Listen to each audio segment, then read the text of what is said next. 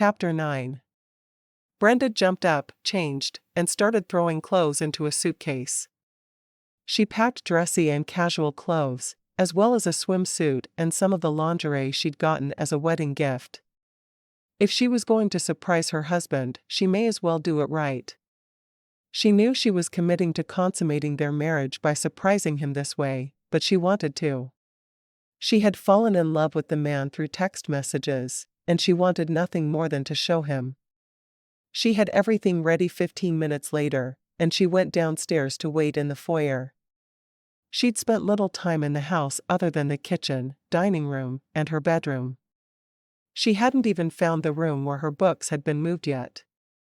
She saw headlights coming up the driveway, wondering how Shelby had gotten in. She'd expected her to have to call, and Brenda didn't know what she'd have done then. She had no idea how to buzz someone in, or get them in any other way. She opened the front door, and the whole house seemed to come alive, lights flashing and the alarm going off loudly. Mr. Brinkley, who she'd met briefly, ran down the stairs in a pair of blue striped pajamas. "Did you open the door?" he asked, obviously confused. The older couple was staying in the house while Daniel was away. She didn't know if they were house-sitting or there for her safety, but she welcomed their presence in the house. Brenda nodded. "I didn't know there was an alarm system." "I guess I should have." What kind of idiot didn't know there was an alarm system on a house in Weston, for Pete's sake? He quickly flipped open a panel and punched in a code. "Where are you going?" She blushed. "I'm going to surprise Daniel in Dallas." Mr. Brinkley smiled. "That's a wonderful idea. Have a good time." A tall slim woman in her mid-30s met Brenda at the door. "You must be Brenda." "I'm Shelby.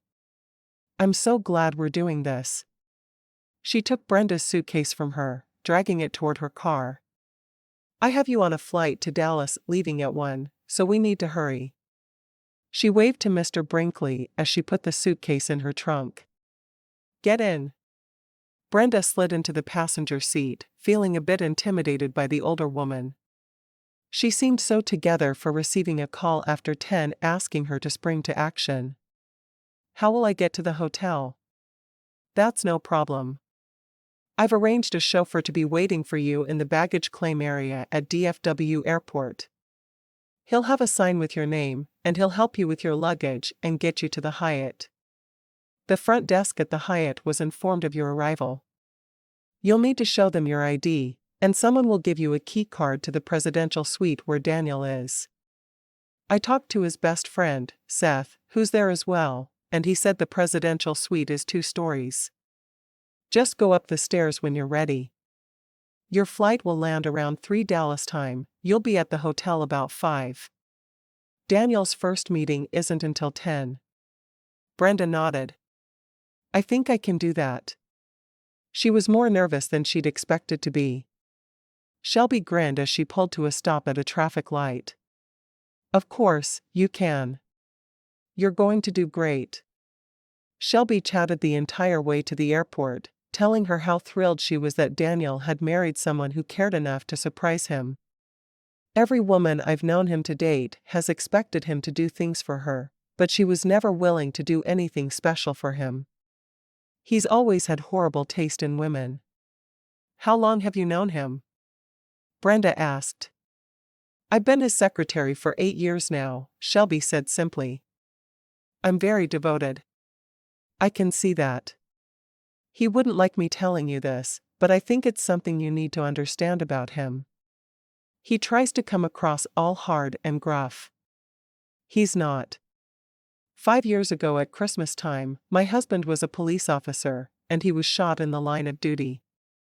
He was hit in the head. When I first heard, I assumed he died. I didn't think there was any way anyone could live through that. He did. He was in a coma for 6 months. He'd been in the hospital for 3 weeks when I found that I was carrying our first child." "Oh, that's terrible." "Daniel wouldn't let me return to work. He paid me to sit beside my husband in the hospital. For 6 months. And then he paid me to stay with him through rehab. He found someone to temporarily take my place, but as soon as I'd had the baby, and Ben was better, I had my job back. I never missed a day of pay. Shelby shook her head. People think he's hard, but I've never met a more giving man in my life. I've never been so devoted to anyone. So far, I like you. Don't hurt him. Brenda wasn't sure if that was a warning or a threat. Either way, she had no intention of hurting Daniel and wasn't sure she could. I won't. You know how we married, right? She was surprised Shelby would be so worried about Daniel's feelings when their marriage was just one of convenience, at least in his mind. I know that you were introduced by a matchmaker. I also know that he sounds like a teenager when he talks about you. I've been around for 3 of his serious relationships. He's never sounded giddy with one of them. He does with you. Be good to him. Will he like me flying there to join him? Or am I making a mistake? I called you on a spur of the moment, before I had a chance to think about it or get nervous. Brenda forced her hands to stay in her lap, because she wanted to gnaw her fingernails, a habit she'd given up years before. He'll love it. He's going to be like a kid on Christmas morning. Don't know if he ever really had a Christmas morning though. His parents. Brenda turned to Shelby. He won't talk about his parents at all. What do you know? Shelby bit her lip, obviously trying to decide if it was all right she talked about this. I feel like I'd be betraying him by telling you. I can't. Just know that there was nothing that either you or I would consider normal about his upbringing.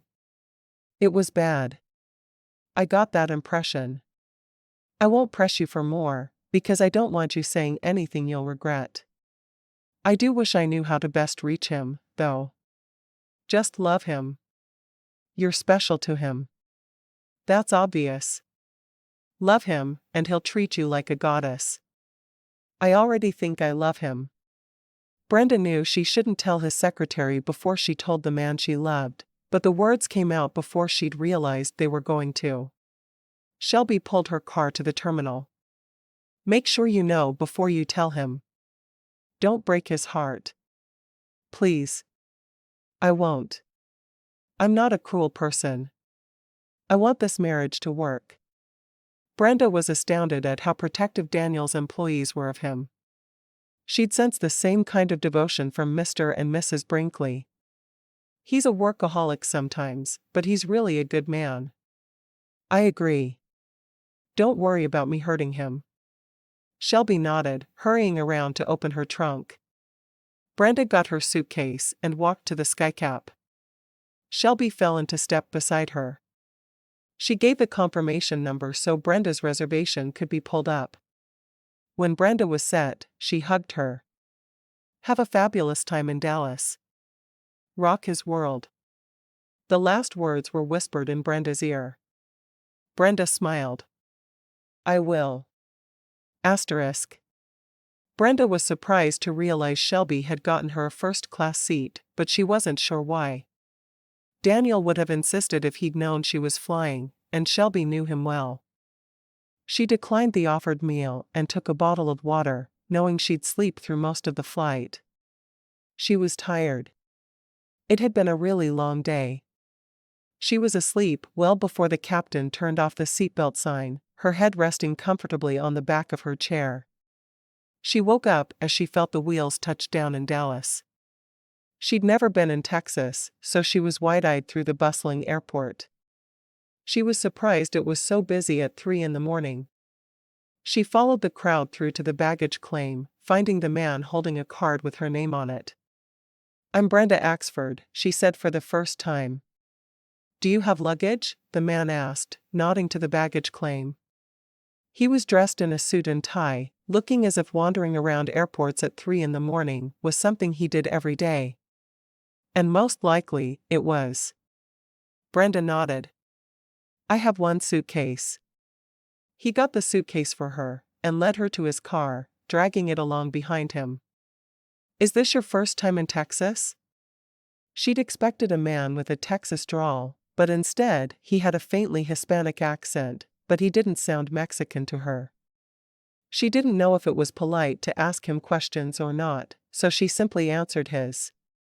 Yes, it is. I'm surprising my husband.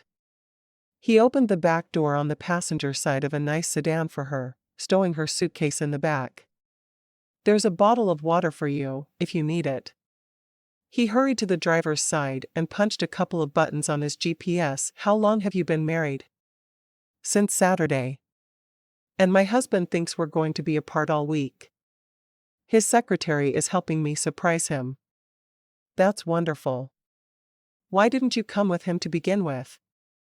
The driver navigated his way out of a tight parking garage and onto a highway. I thought I was going to have to work all week, but my boss told me I could take off.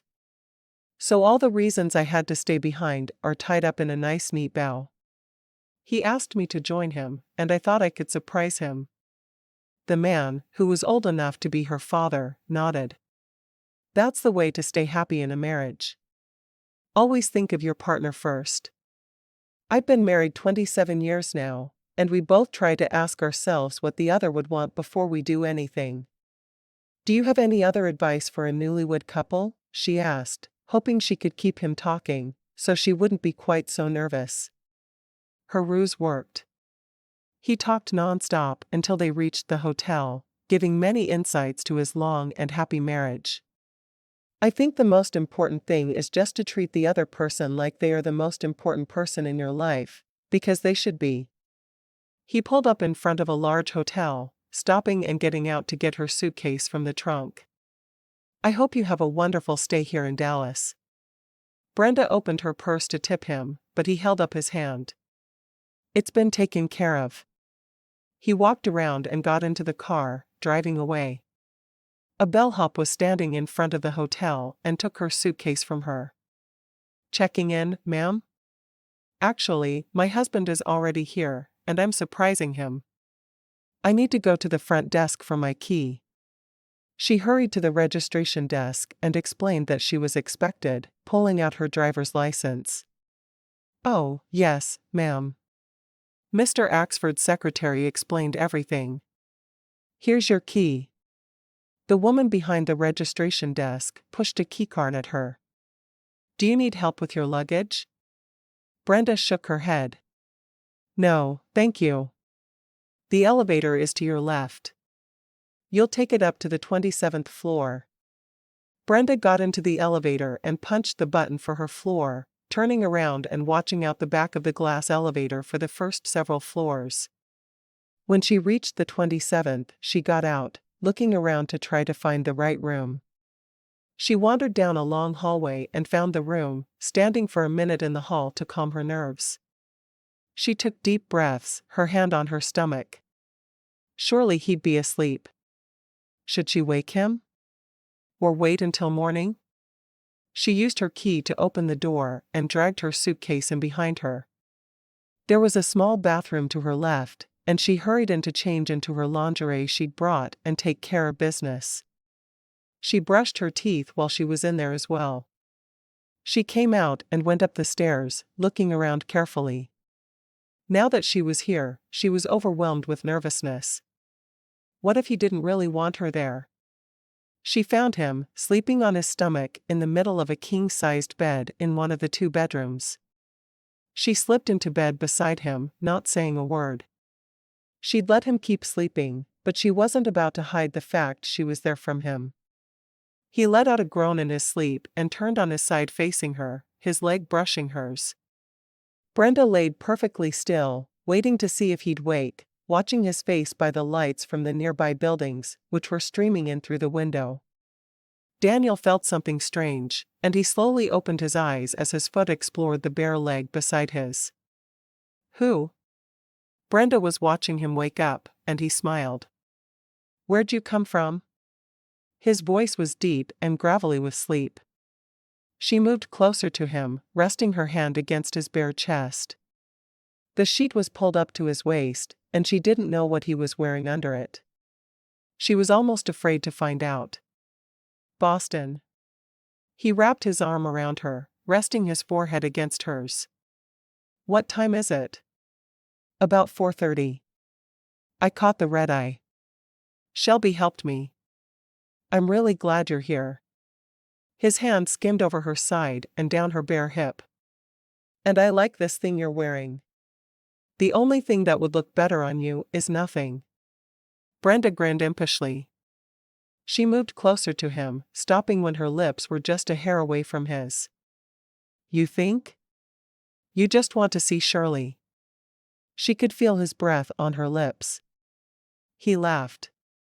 I not only want to see Shirley, I want to touch her. But don't worry, if you share Shirley, I'll share my joystick. He pressed his lips to hers. Oh, you will? She pulled the sheet that was covering him over her as well, tangling her bare legs with his. Is your joystick going to bring joy to both of us? Or only to you? He rolled her to her back, hovering over her. Don't worry. We'll be going for a high score, and I won't stop until game over. She rolled her eyes. I'm married to a nerd. Video game references in the bedroom. Who would have guessed? He pressed his lips to hers, kissing her with all the pent-up passion he felt for her. He wasn't sure what he'd do if she got scared again, but he'd do his best to make sure that didn't happen. He moved one leg over hers, effectively trapping her beneath him. So glad you came here. She smiled and nodded. Me too. I wasn't sure if it was the right thing to do, but after we talked tonight, I knew I had to try. What time is your first meeting tomorrow? I don't have to be up and out of here until 10. We have all the time in the world.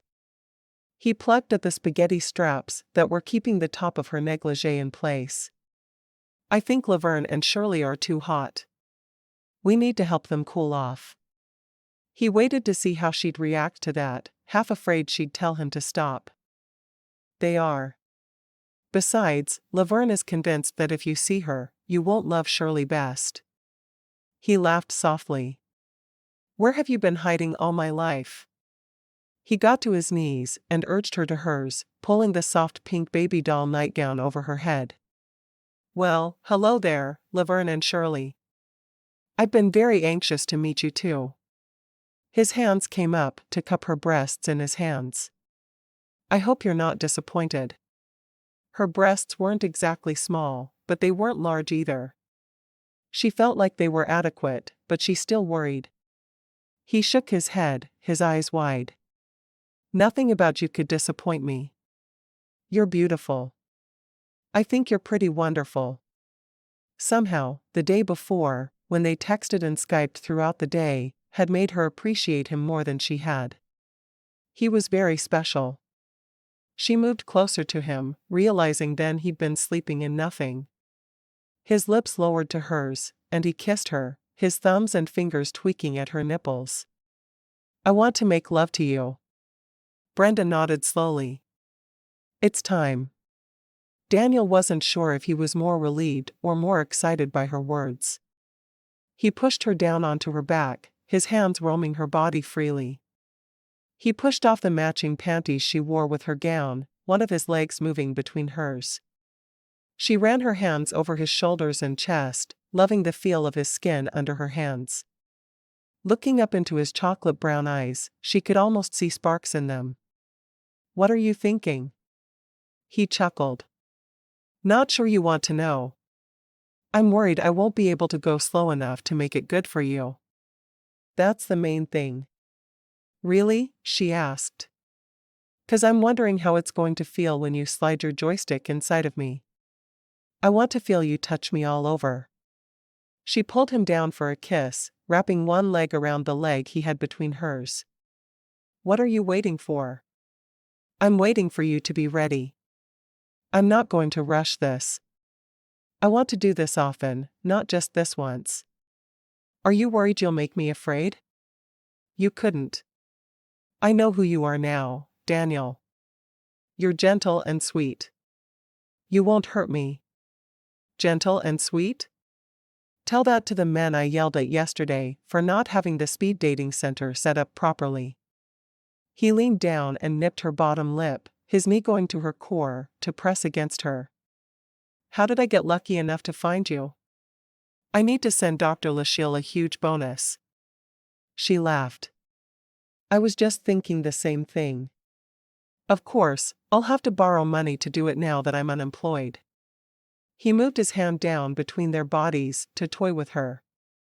As soon as he touched between her legs, she gasped, arching up under him. You like that? Brenda nodded. A lot. Do it some more. He put one thumb on her button as he slid a finger inside her, slowly moving it around. He didn't want to hurt her, and he was afraid it was inevitable this time. As much as you want, my dear. When he finally covered her body with his, she was writhing beneath him. She clutched his shoulders, her nails digging in slightly. I need you. He slowly pressed inside her, watching her face for signs of pain. When he reached her barrier, he moved quickly past it, seating himself completely within her. Are you all right? He asked. She nodded, taking stock. I think so. She wrapped her legs around his, thrusting her hips up toward him. You need to move. He chuckled, kissing her passionately, his body starting to move at the same time. Minutes later, he felt her clench around him as she cried out, and he was able to let go, pouring his seed within her. He rolled to her side, pulling her close to him, his hands roaming over her back. She snuggled close to him, happy to be alive. That was nice. We'll have to do it again sometime. Her eyes were already drifting closed. She brushed her cheek against his shoulder, almost like a cat would rub against its owner's legs. He wanted to protest her use of the word nice, but she'd had a long day, and was too sleepy. He gathered her even closer and closed his eyes. She tried to pull away. Do you want me to go to the other room? Brenda asked, worried he didn't want her there now that he was finished with her. She had no desire to ever move again, but if it would make him more comfortable, she'd do it. Daniel looked at her with his brows drawn together in confusion. Do you want to? She shook her head, embarrassed to admit it. She wanted to stay here with him. He felt a huge sense of relief at her words. The idea of her leaving him after making love was unacceptable to him. Stay. I need you here. Her eyes drifted closed, her head on his pillow. Daniel watched her sleep for a while, before drifting off himself. Want her to leave? Never. Chapter 10. Brenda woke up to Daniel fully dressed in a suit and tie, leaning over the bed kissing her. I have to go. I'll be back around 1, and we'll go to lunch. You keep sleeping. She lazily reached an arm up and pulled him down closer, kissing him one last time. Hurry. I will. He straightened and she watched him leave the room. Her eyes closed, and she drifted back to sleep. Asterisk. When Brenda opened her eyes again, it was just past noon. She groaned, feeling sore all over. Not only had she made a dozen trips up and down the stairs at her old apartment yesterday, she then got on a plane and traveled over 1,500 miles, and then she'd made love for the first time. It made sense that she was sore. She rolled out of bed and went to the adjoining bathroom. Quickly showering, she dressed in a skirt and nice top. She didn't know where he'd take her for lunch, but she wanted to be ready for anything. When Daniel returned, she was sitting on the first floor in the small sitting area. She had her Kindle on her lap, but she couldn't pay attention to it. They needed to talk. She knew it was too soon, but she was in love with her husband. And he had a right to know. Daniel opened the door to the suite, looking around. Was she upstairs? He took a few steps further into the suite, so he could see the sitting area. There she was. His eyes met hers. You look so serious. Is something wrong? He seemed almost afraid to her. Brenda shook her head.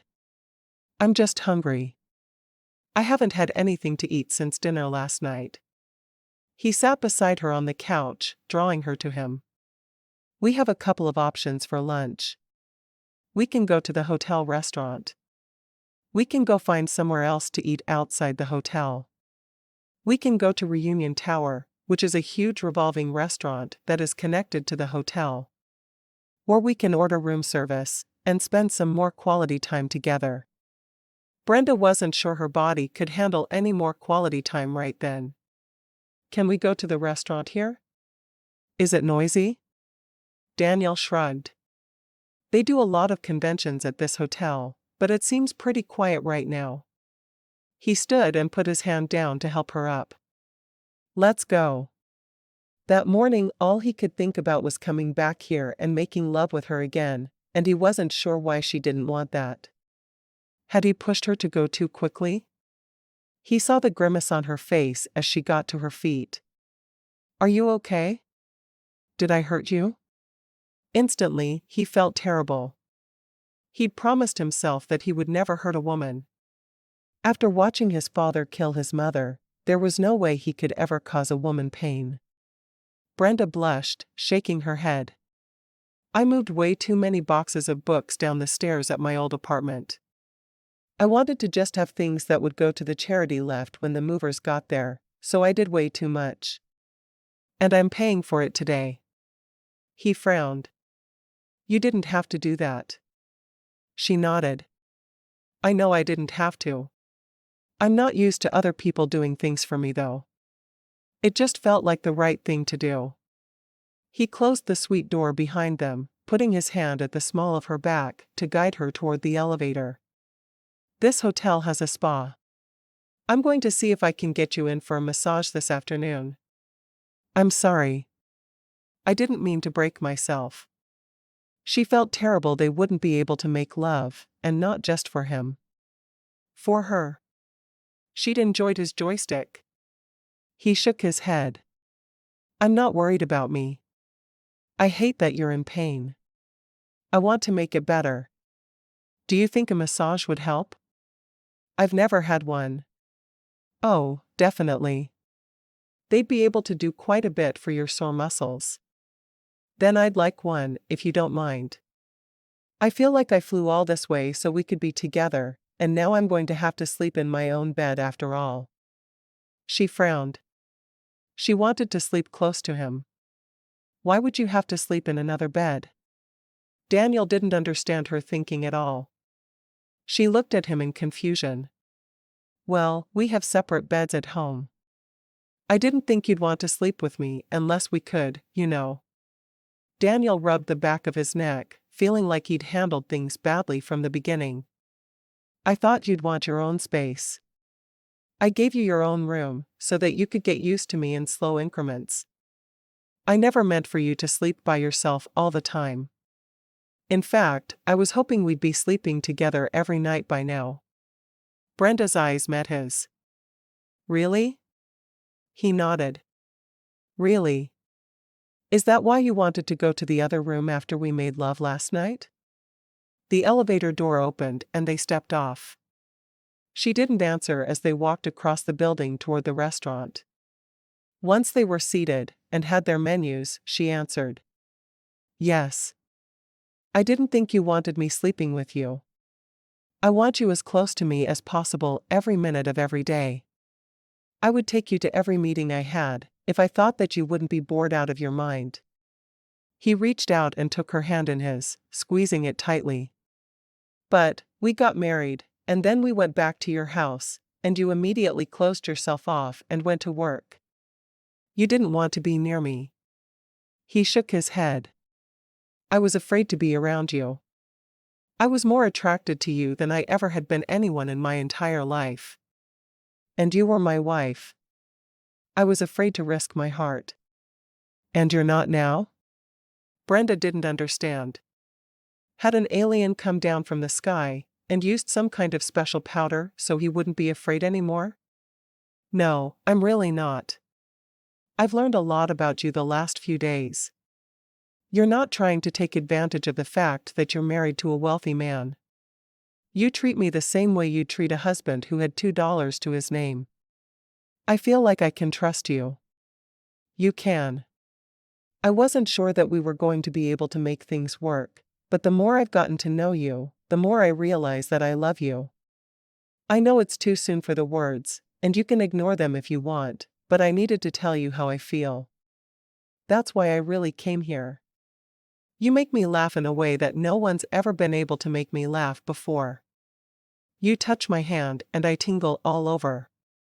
If this isn't love, then I'm dying of some sort of dread disease, and you'll have to mourn me forever. Daniel laughed softly. If it's a disease, it's the same one I have. Someone stopped at the table beside them. You two already giving each other diseases? You've only been married a couple of days. The words came from someone who looked familiar to Brenda. At first, she couldn't place him, but then she realized he was the best man at their wedding. He left right after the ceremony, so she hadn't had a chance to get to know him. She didn't even know his name. You were our best man. Brenda held her hand out to shake his. I'm Brenda. The man's huge hand engulfed Brenda's. He looked as if he were at least 6'4". I'm Seth Henderson. I came to help take some of the pressure off of Daniel, so he can get back to you sooner. I was thrilled to hear yesterday that you were flying here.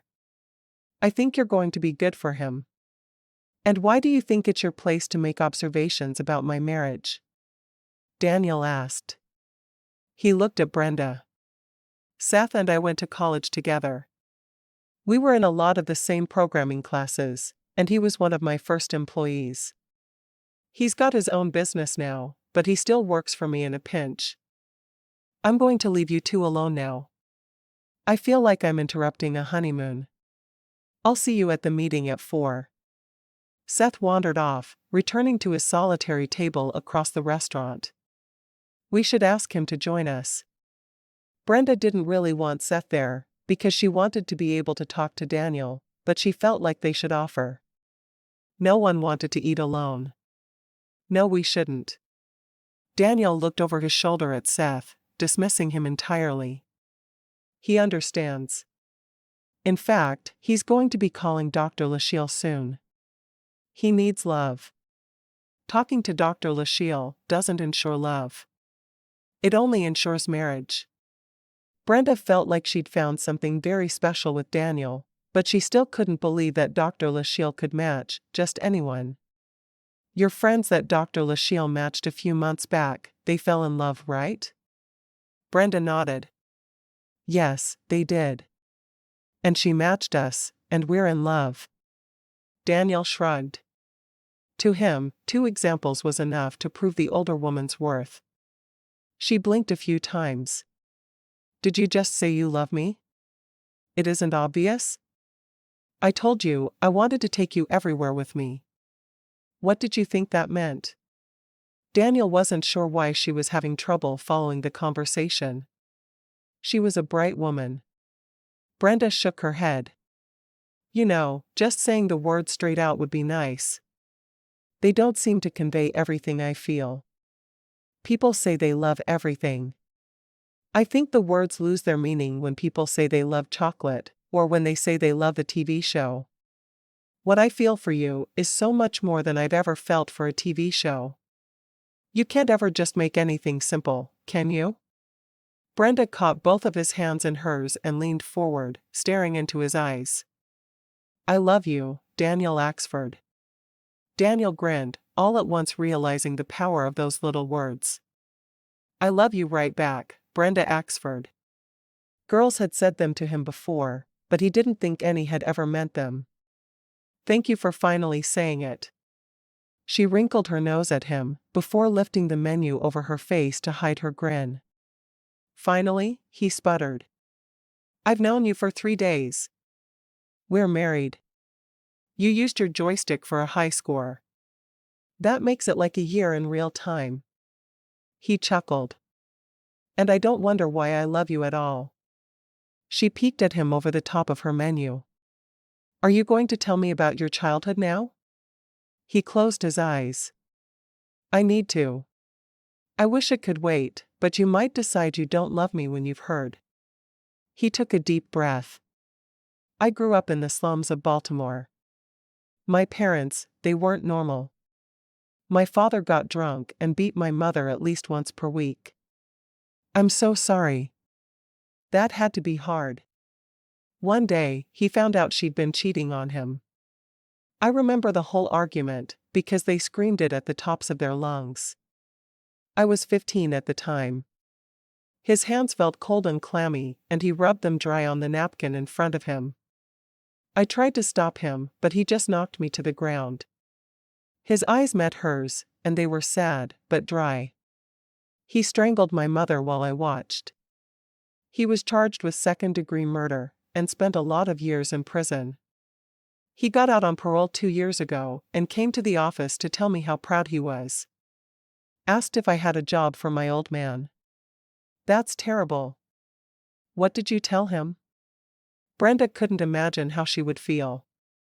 I told him he didn't have the skill set I was looking for. I haven't seen him since, but he could show up again any time. I should have told you sooner. No, I understand why you wouldn't want to talk about that. Who raised you after that? He shrugged. I was in a foster home. One of the good ones. My foster father encouraged me to become involved in swimming. If it hadn't been for him, I never would have gone to college. Brenda reached across the table and took his hand in hers, squeezing it. Thank you for telling me. I won't tell anyone else, and I certainly won't hold it against you. And you won't send my father Christmas cards? She nodded slowly. That works for me. She looked down and chose what she wanted, closing the menu in front of her, dismissing the difficult topic from her mind, because she knew he couldn't keep discussing it. Do you think if I have a massage this afternoon, I could take your joystick for another test run later? He grinned, nodding. I'm counting on it. Epilogue. Seth Henderson put his feet up on his desk as he dialed the number Daniel had given him. After spending a little time with Brenda and getting to know her, he was sure he wanted to let Dr. Lachelle work her magic on him. There had to be a woman out there who was perfect for him, and according to Daniel, if anyone could find that woman, it was Dr. Lachelle. Matchrimony, Dr. Lachelle speaking. I need a wife. Can you make her as perfect as Brenda Axford? He asked, without bothering with an introduction. Dr. Lachelle laughed, a sweet sound full of joy. I can do my best. Where do you live? 5 minutes later, he hung up the phone, knowing he'd set his own destiny in motion. Soon, he'd be married to some sweet little thing like Brenda. Maybe he'd understand Daniel's new obsession with text messages then,